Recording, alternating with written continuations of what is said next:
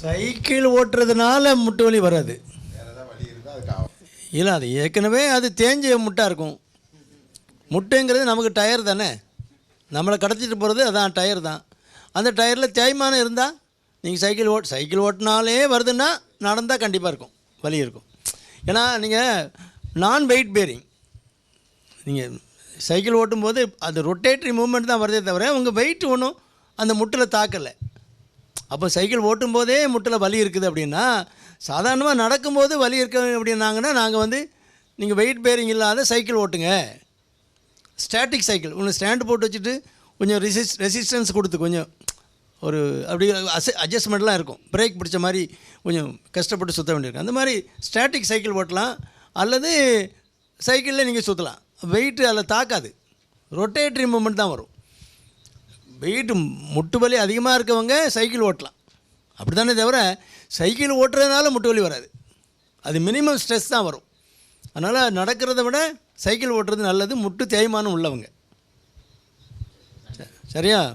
உங்களுக்கு சைக்கிள் தானே நீங்கள் வச்சுருக்கீங்க, ஓட்டுங்க.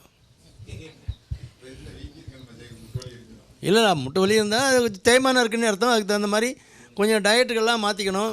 உள்ளே ஆயில் போடணுன்னா நீங்கள் அது ஆயில் இந்த கேன்லாம் வாங்கிட்டாலே அதிங்க ஆயில்னா அதுக்கு எண்ணெய் வேணும்.